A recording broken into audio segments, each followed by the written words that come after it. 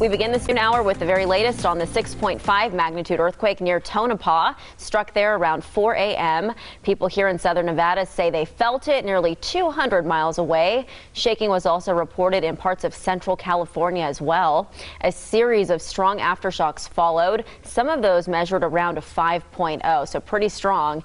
And damage reports are still coming in today, but take a look at this. These are some photos we have from NDOT. This is US 95 in Tonopah.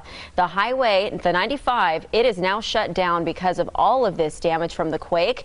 There are large cracks in several parts of the highway there. Crews are now making some emergency repairs, and the 95 is expected to reopen at 5 o'clock tonight. So if you're headed that way before then, expect some delays. Meanwhile, our Joe Mueller is on the road to Tonopah right now. He is in Beatty with the very latest on what folks are saying there. Hey, Joe, what are you seeing?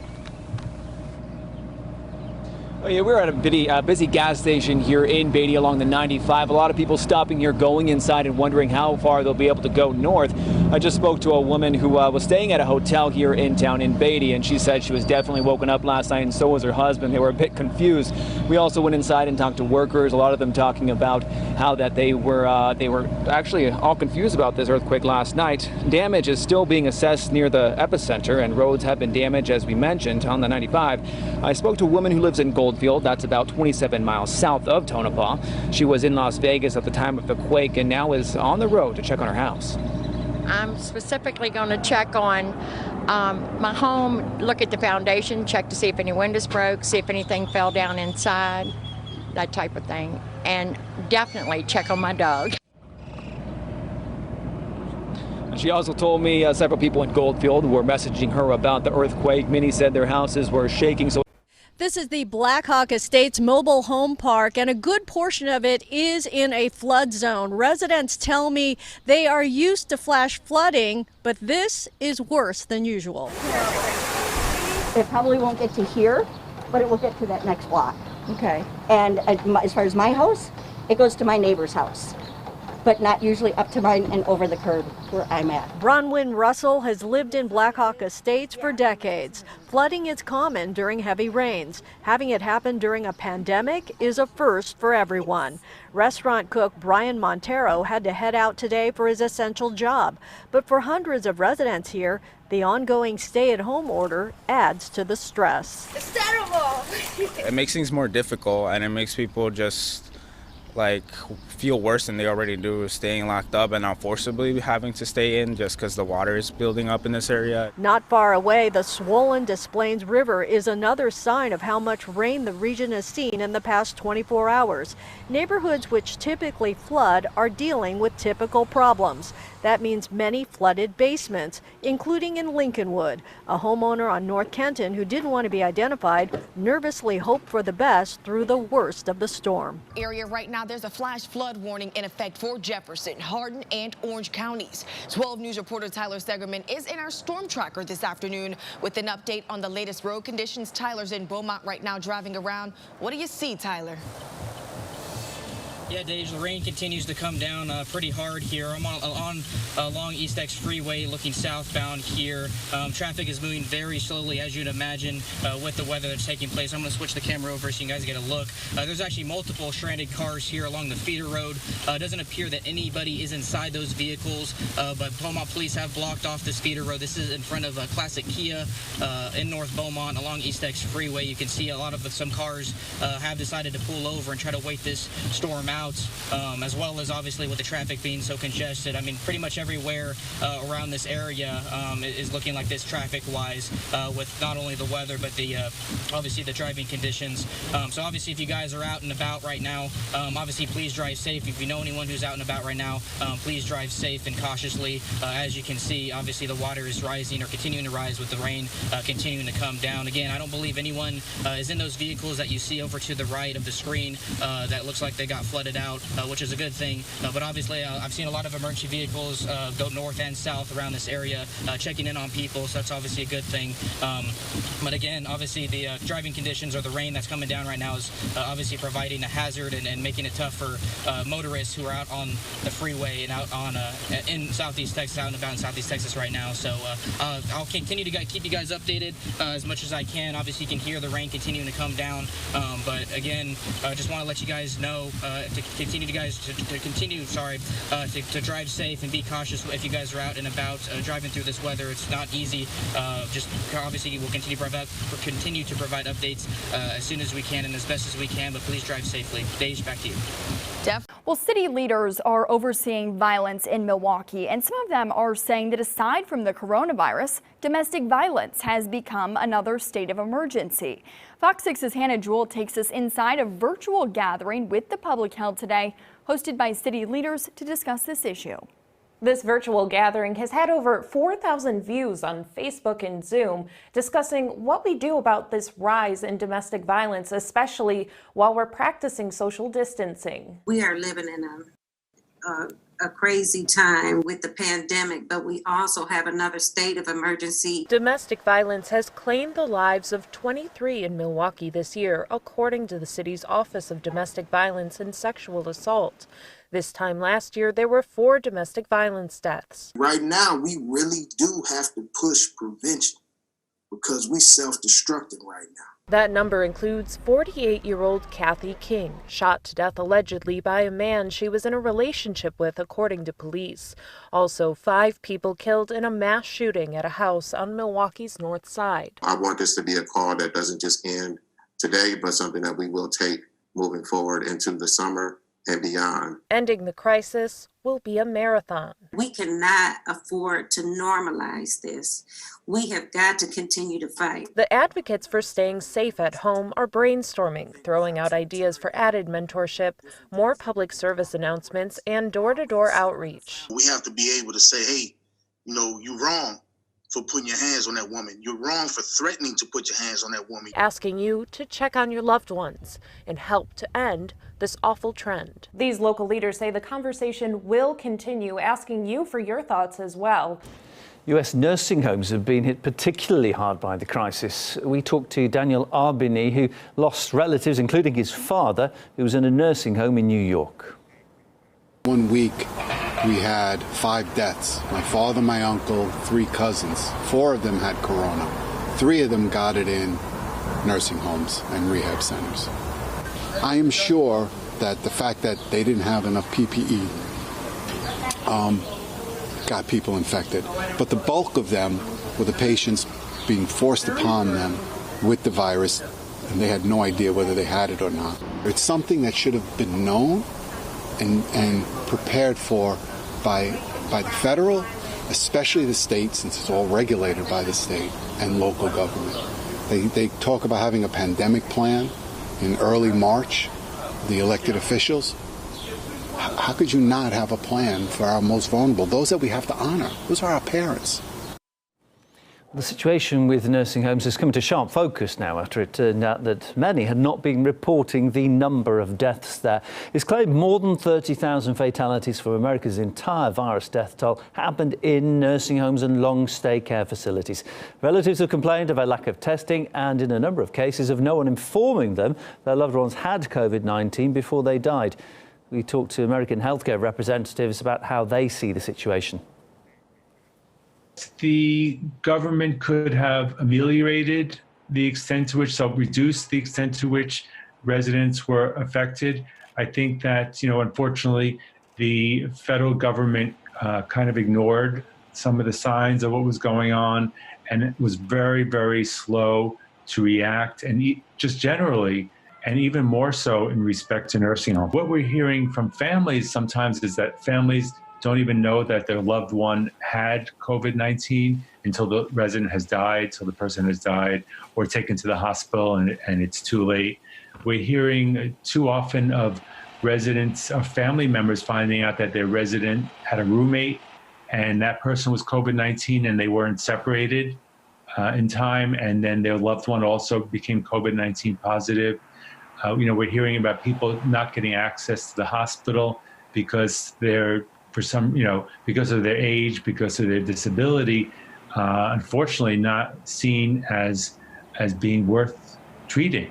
We have about 1.3 million people in nursing home in the United States.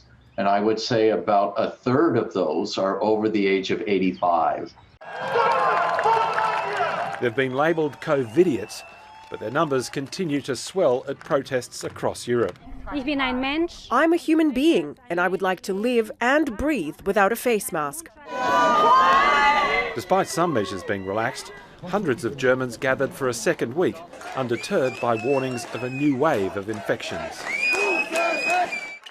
In the worst-hit European countries, there's growing anger at the handling of the crisis. Banging pots and defying police, demonstrators in Spain called for their government to resign. I have young sons, and they are the ones that will suffer from this. It's not fair.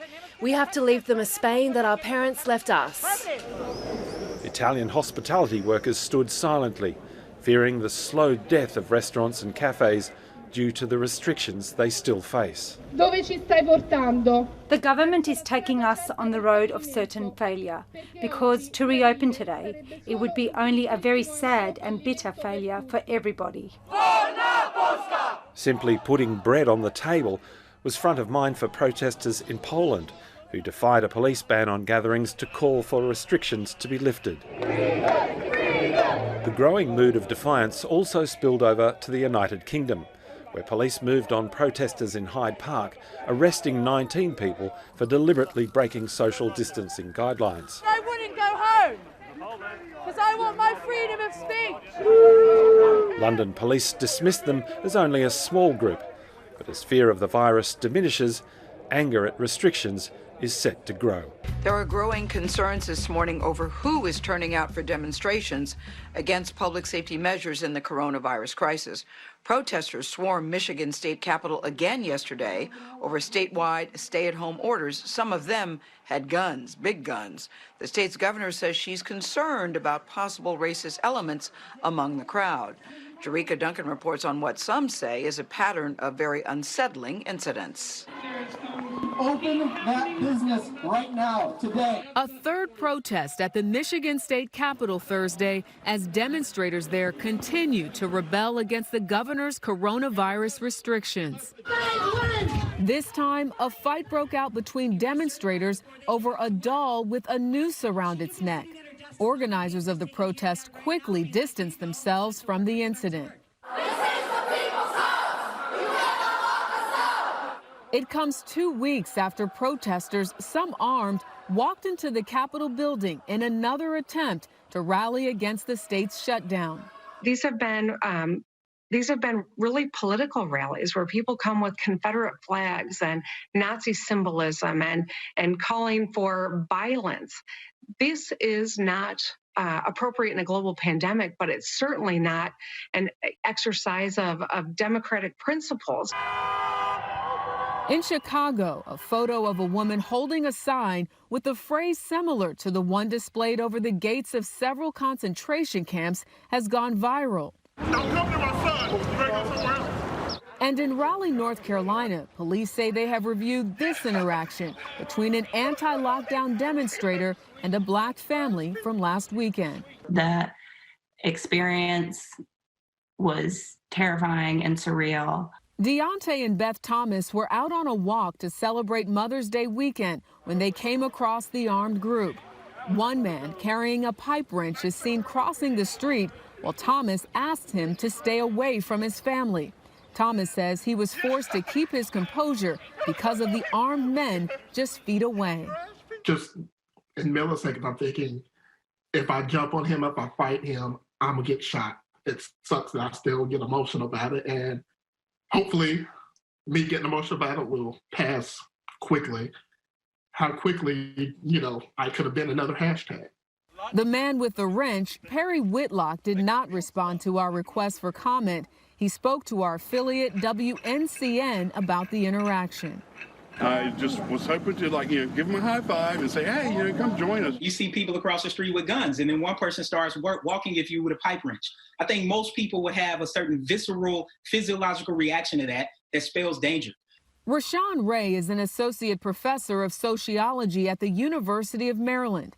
He says no matter the intent, run-ins like this can leave a lasting impression. Even though people say that nothing physical happened, there is a history. There are tons of incidents where we've seen Black men stand up for themselves, and all of a sudden they're the ones who become victimized. They're the ones who end up meeting their demise. During a pandemic, when people are scared, people are anxious, people are losing jobs, people don't have money, that inequality, in particular racial inequality, continues to surface. Tonight, as states across the nation face pressure to reopen local economies amid the confusion and confrontations, cheers! There is celebration in Wisconsin. Bars and other retailers are now getting back to business after the state Supreme Court rejected a stay-at-home extension that would have prevented scenes like this. I don't think that the risk presents any higher than me going to a grocery store. The governor, who notes the state has one of the lowest number of coronavirus cases per capita in the Midwest, says the decision will lead to more infections and deaths. We are the Wild West. There are no rules, no regulations. There's nothing that's compelling people to do anything other than having chaos here. With new protests, the bitter battle over staying home comes amid a grim jobs report. New weekly unemployment claims nearly hit 3 million today, as 36 million Americans filed for unemployment benefits in the past 2 months. Outside Salem, Oregon, Carrie Sussums is watching her business slip further away. It's just been so difficult. We're maintaining. We're getting up. We're coming here every day. We're doing our best. As overwhelmed and understaffed food banks help more Americans, the chairman of the Federal Reserve warns the economic damage to our country may be permanent unless Congress acts. Even essential workers are losing money. Early on, some retailers and grocery stores added hazard pay for essential workers, an extra few dollars an hour. And now Kroger, which owns Ralph's, is ending that this weekend. Amazon, Target, and Walmart doing the same soon. While signs of a new normal are emerging, the Mall of America opens next month. Another icon, McDonald's, will close play areas and some tables as employees wear masks and gloves. It comes as states like Ohio allow pools and outdoor activities to resume, while Illinois just recorded its deadliest day of the pandemic. In nearly every state in the country, it seems with each step forward, there's also a step back.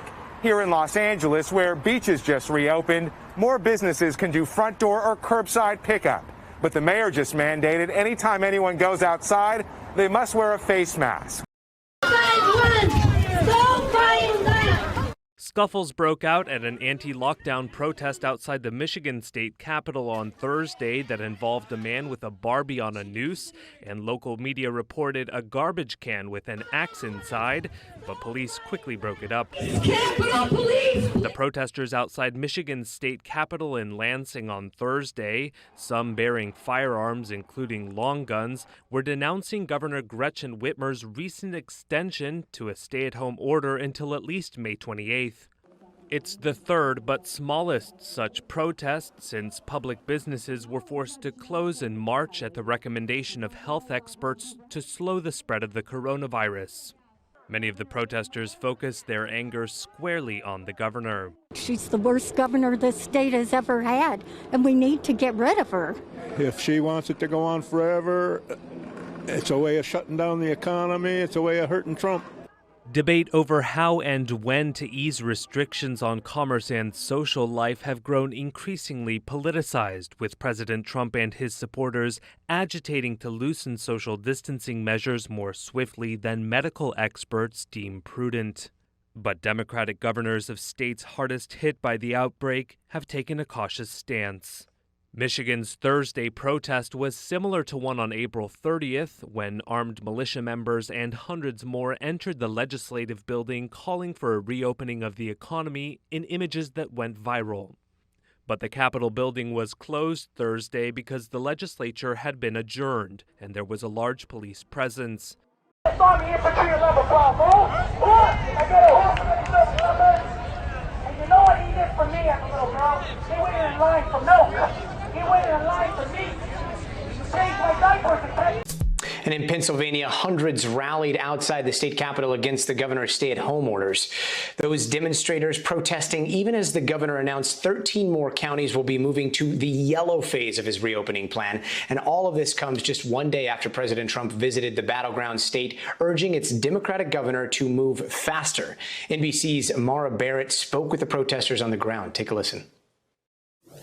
There's people that have their own private businesses. What are they supposed to do? I mean, how are they supposed to feed their kids? How are they supposed to put diapers on their babies? Feed them.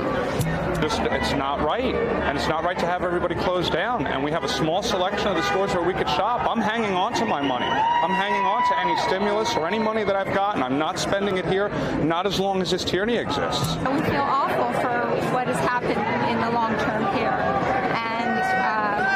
but we need to take care of them. But we know how to do that now in Florida and Georgia and South Carolina. You know, those states are our map forward. And Mara joins us now from outside Pennsylvania's capital. Mara, tell us what you're seeing. Echoes of impeach Governor Wolf and lock her up, referring to the Secretary of Health here in Pennsylvania, are echoing around the state capitol here today as protesters are gathered for the second time looking for the state to reopen. The governor actually just announced that 13 more counties next week will be opening, so that brings us to more than half of the state here. But we're seeing lots and lots of people, hundreds, in fact, outside of their cars on the steps of the Capitol behind me. Lots of Trump 2020 signs, MAGA hats, a lot of support for the president and the country overall as folks are looking for the state to reopen and get back to business. I spoke with some folks earlier, and what's different from this time than last time is that they're telling me that they have this distrust in the numbers that they're seeing both from local and federal government. They don't believe that there's as many cases or as many deaths as they're reporting, and so they're frustrated about the fact that they think the government is lying to them. They think that there's government tyranny, and so they're hoping to be able to get back out to their favorite businesses. They don't want the government telling them where they can shop. One man telling me he's actually going to save his stimulus money and go down to Maryland in order to spend that money. And so people are really frustrated with the Democratic governor, saying that they're going to be voting red in November, in fact, as a protest against the Democrats here in this battleground state of Pennsylvania. Allison, this comes, of course, as the president visited the state just yesterday, also encouraging Pennsylvania to open and saying that counties that weren't as affected need to get back to work as soon as possible. Another state to see its stay-at-home orders expiring today, Arizona, where restaurants and gyms, even water parks, are reopening one day after the state reported 30 coronavirus deaths and nearly 500 new cases. NBC News political reporter Vaughn Hilliard joins us now from Golfland and Sunsplash, a water park in Maricopa County. Now, Vaughn, I know the park is opening on a hot day. It looks like it's around 90 degrees today, so I can imagine this is a relief for some families. Is there anyone there that's worried about possible spread? Hey, my friend, let's just put this into context here. You asked the question, is anybody worried about the spread here? And I talked to a few folks. Sunsplash has asked us not to do interviews here based off of some of the questions we'd likely be asking folks. But to give you an idea, one of the fathers who was walking with his two young girls, he told me, quote, "We need to be here." Meaning the last 2 months, he said, they've been cooped up at home, and this is their opportunity to get out of the house. You've had a good couple hundred folks that have already walked through. I just came back over. Now to a story that seems like it was ripped right from the pages of a spy novel, but it's playing out in real life. After an ex-Green Beret led a failed attempt to start an uprising against Venezuela's leader, Nicolas Maduro, the botched raid on Venezuela's shores has left 2 former U.S. service members captured there. And their families are now looking for answers on how their loved ones got involved. ABC News Chief Global Affairs Correspondent Martha Raddatz has this story. Operation Gideon, as this botched mission was dubbed, was over before the 2 boats even hit Venezuela's shores. Officials there saying 6 were killed by the Venezuelan military and more than a dozen men rounded up and detained. including these two Americans working for a private security firm, Luke Denman and Aaron Berry, both former Special Forces soldiers. Berry's wife of 19 years and mother to his 2 children had no idea he was anywhere near Venezuela. Melanie, you must have been shocked when you found out. Yes. You didn't know he was in Venezuela. You didn't know what he was doing. And how did you find out? Through online reports. I mean, and then I couldn't believe it. I was in total shock, and it's just like, you know, your heart stops, and it's like the world stands still, and you don't know what's going on. It was just really, you know, terrifying. Luke Denman's girlfriend, Tatiana Sumiko Sato, was in the dark as well, with a lot of questions. Yeah. What's the first question you'd ask him? What the hell? I don't know. I don't know. I can't answer that. I don't know. I just want to hug him and just hold him is kind of where I'm at. I don't even know if I want to talk. I just want to see him and hold him and never let him go. But just about the same time Denman and Berry were being captured, the man behind Operation Gideon, Jordan Goudreau, was boasting on Twitter of the mission's success. At 1700 hours, a daring amphibious raid was launched from the border of Colombia deep into the heart of Caracas. Our men are continuing to fight right now. Our units have been activated in the south, west, and east of Venezuela. Commander Nieto is with me, is co-located, and Commander Sakay is on the ground now fighting. Goudreau, who also served in the Army with Denman and Berry, runs a private security firm in Florida, Silver Corps. His promotional video showing him during his Green Beret days and providing security at a Trump rally. Later, telling a Venezuelan news outlet he had been training for this invasion for a year. Are you familiar with Alexander the Great, the Battle of Gaugamela? He struck deep into the heart of the enemy, and that's how he won. In scripted and heavily edited videos released by the Venezuelans of the captured Americans, Denman, likely under duress, says that Donald Trump was behind the invasion. But despite Trump's diplomatic efforts to oust Venezuela's corrupt President Nicolas Maduro, the administration has made clear that Jordan Goudreau and his men were not working for the U.S. government. There was no U.S. government direct involvement in this operation. Former Navy SEAL Ephraim Matos agrees. He says he was initially going to provide training for the mission, but then bailed out. Pretty much within the first 5 minutes of looking at all of the stuff that they were telling me, especially when I looked into the Silver Corp, I was like, no, this is not legit. This is not backed by the U.S. government.